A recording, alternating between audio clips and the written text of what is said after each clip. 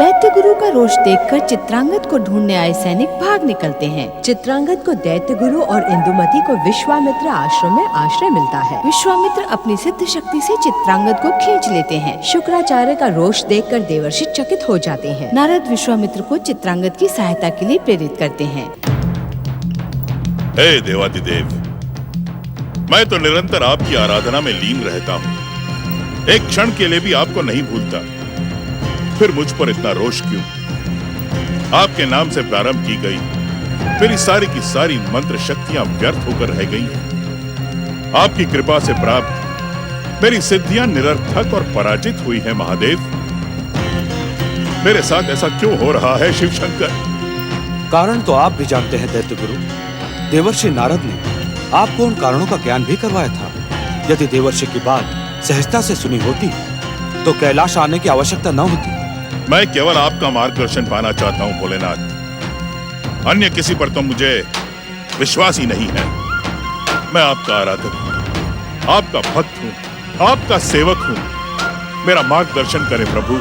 न तो हम आपका कोई मार्गदर्शन करेंगे और न ही आपकी कोई सहायता, कारण अब आपका एकमात्र लक्ष्य दूसरों को पीड़ित करना रह गया है। आप जिस दैत्य शक्ति को प्रकट होते देखना चाहते हैं, उसके लिए आपको अपना आराध्य बदलना होगा। दैत्य गुरु, परमदेव श्री महागणेश और उनके अवतार तो आपके पहले से ही शत्रु हैं। इसीलिए अब आपको भगवान श्री हरि विष्णु की भक्ति का आश्रय लेना चाहिए। नहीं, कदापि नहीं। सृष्टि के पहले दिन से ही छलिया विष्णु दैत्य जाति का घोर शत्रु है। मैं स्वप्न में भी उसकी आराधना नहीं कर सकता। उसने छल और कपट से समुद्र मंथन के समय दैत्य सेनापति राहु का मस्तक अपने सुदर्शन चक्र से काटा। सावधान भृगुपुत्र शुक्राचार्य, हम त्रिदेवों में किसी की भी निंदा नहीं सुनना चाहते। तुरंत यहाँ से चले जाएं। यदि आप स्वयं यहाँ से नहीं जाएंगे तो हम इस क्षण आपको आपके आश्रम तक पहुंचा देंगे। आप त्रिदेवों में प्रमुख भगवान श्री हरि विष्णु के सिवा आपका कोई आश्रय नहीं है।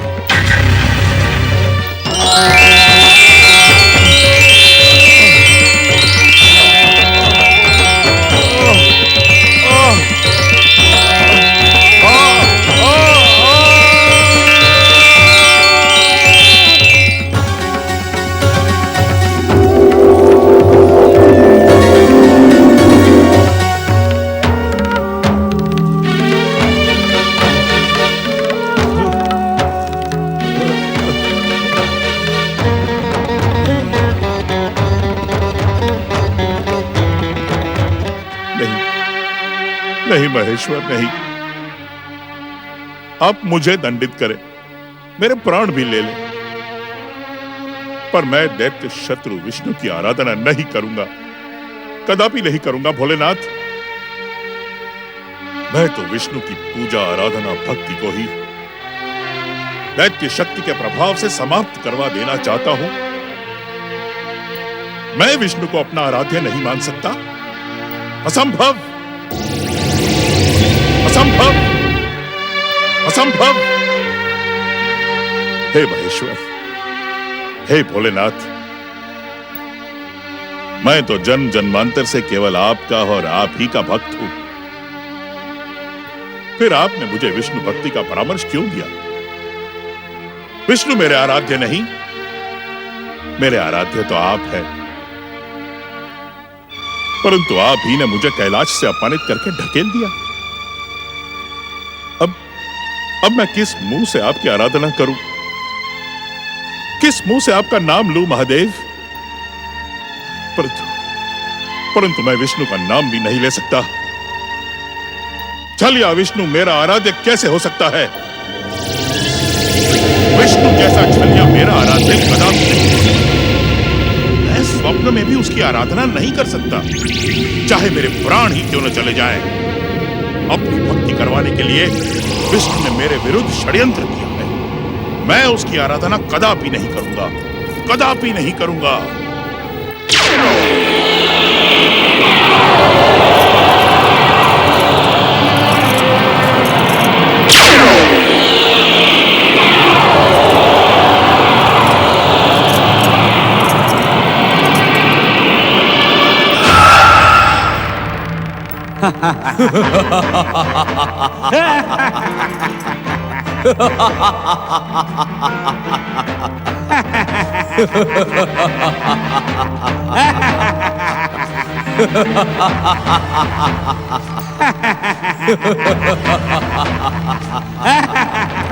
स्वामी, ये विकराल और भयानक दैत्य हमारी वैकुंठ लोक में कैसे पहुंच गए?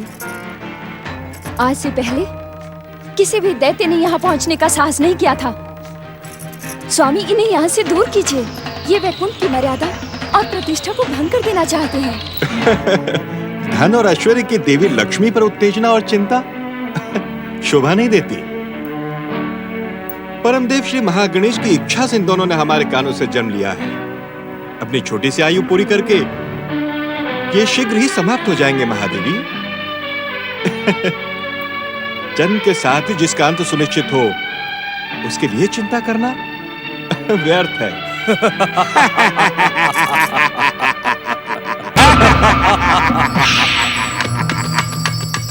हम कौन हैं? हमारा जन्मदाता कौन है? तुम दैत्य गुरु शुक्राचार्य की विरोधी मानसिकता से जन्मे मधु और कैटब नामक दैत्य हो। मधु, कैटब? पर हम में से मधु कौन है और कैटब कौन? तुम मधु हो और तुम कैटब। हम कहां जाएं और क्या करें? यहाँ तो चारों ओर केवल जल ही जल दिखाई पड़ता है। क्या हम इस अनंत महासागर में गोते खाते रहें? मधु, कैटब, तुम दोनों का जन्म दैत्य गुरु शुक्राचार्य के कारण हुआ है। इसलिए तुम दोनों दैत्य गुरु के आश्रम में पहुंचो और जो दैत्य गुरु कहें वही करो। दैत्य गुरु शुक्राचार्य? ठीक है, हम अभी दैत्य गुरु शुक्राचार्य के आश्रम जाते हैं। तो फिर खड़े क्यों हो? चलो। हाँ चलो, दैत्य गुरु शुक्राचार्य के पास चलते हैं।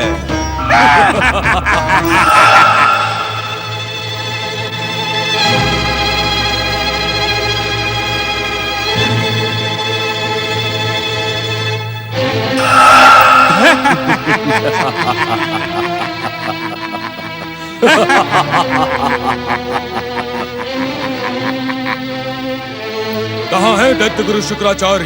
कहाँ दैत्य गुरु शुक्राचार्य का आश्रम?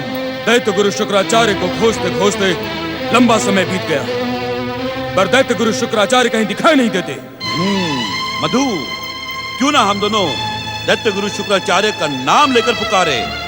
यदि हमारी वाणी में शक्ति हुई तो हमारा स्वर अवश्य ही दैत्य गुरु तक पहुंच जाएगा। ठीक है। दैत्य गुरु शुक्राचार्य, दैत्य गुरु शुक्राचार्य, दैत्य गुरु शुक्राचार्य, दैत्य गुरु शुक्राचार्य, दैत्य गुरु शुक्राचार्य।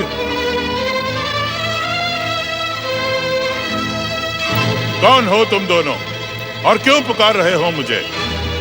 तुमने ये स्वर सुना? हाँ, ये स्वर तो दैत्य गुरु का ही लगता है। ठीक है, हम उस स्वर की दिशा में चलते हैं। चलो। दैत्य गुरु शुक्राचार्य? कौन हो तुम दोनों? पहले ये बताओ कि तुम कौन हो। हाँ, उससे भी पहले ये बताओ कि दैत्य गुरु शुक्राचार्य का आश्रम कहाँ है? हम ही हैं दैत्य गुरु शुक्राचार्य और ये हमारा आश्रम है।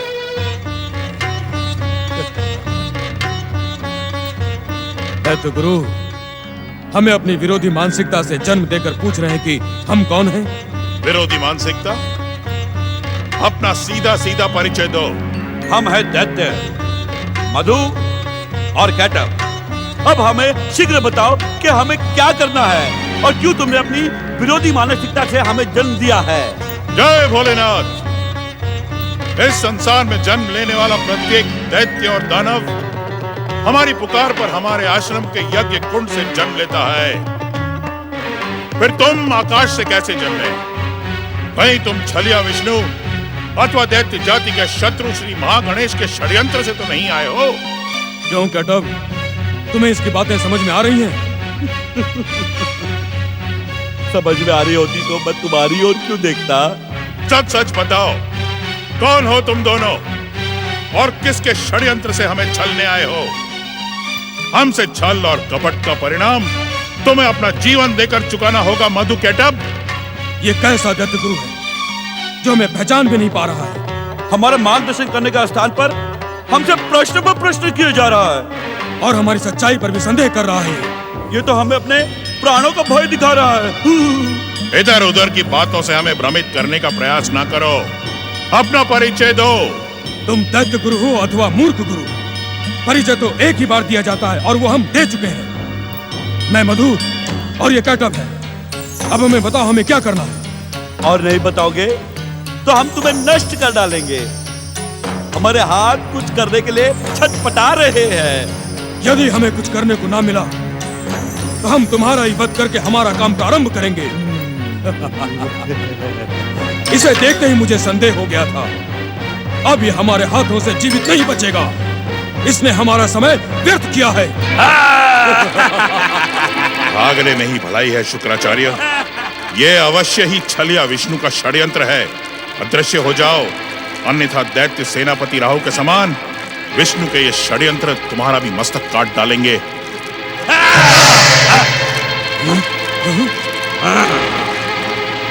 हमें परिणाम का भय दिखाने वाला शुक्राचार्य हमारा मार्गदर्शन किए बिना ही भाग गया।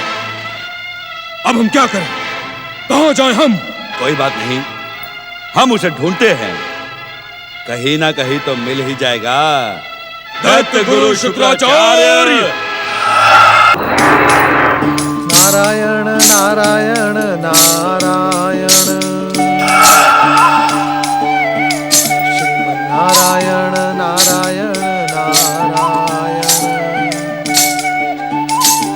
नारायण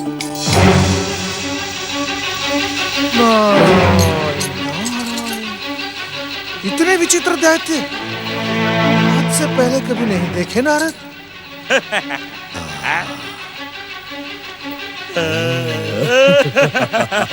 चलो। ये तो मेरी ओर ही आ रहे। नारद यहाँ से भागने में ही भलाई है। प्राण बचाकर भागो नारद। परमपिता ब्रह्मा जी मेरी प्राण रक्षा करें। परमपिता ब्रह्मा जी, परमपिता ब्रह्मा जी मेरी रक्षा करें, रक्षा करें परमपिता, रक्षा करें परमपिता, परमपिता मेरी रक्षा करें, मेरी रक्षा करें परमपिता।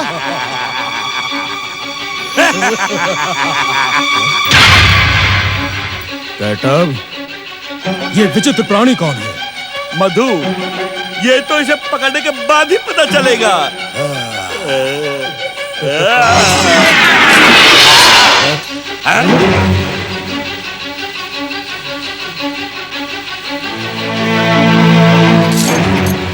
तुम हमारी सृष्टि के प्राणी अथवा हमारी रचना शक्ति से नहीं जन्मे हो मधु कैटब। अदृश्य हो जाओ यहाँ से। अदृश्य हो जाएं? क्यों अदृश्य हो जाएं?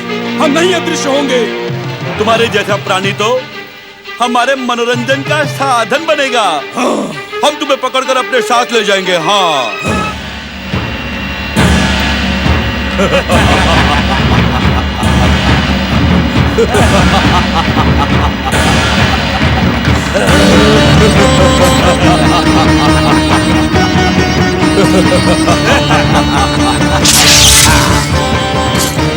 ये भी शुक्राचार्य के समान भाग गया। ये भाग्य तो क्या हुआ? वो चोटी वाला तो अभी भी सामने खड़ा है। रक्षा करें, सिद्धिविनायक मेरी रक्षा करें, इन दैत्यों से मेरी रक्षा करें। ओम सिद्धिविनायकाय नमः। ये क्या? हम जिसके पास जाते हैं वो अदृश्य हो जाता है। लेकिन मधु, अब हम ऐसा नहीं होने देंगे। हाँ। बिना अवसर दिए जो भी मिलेगा उसे पकड़ लेंगे।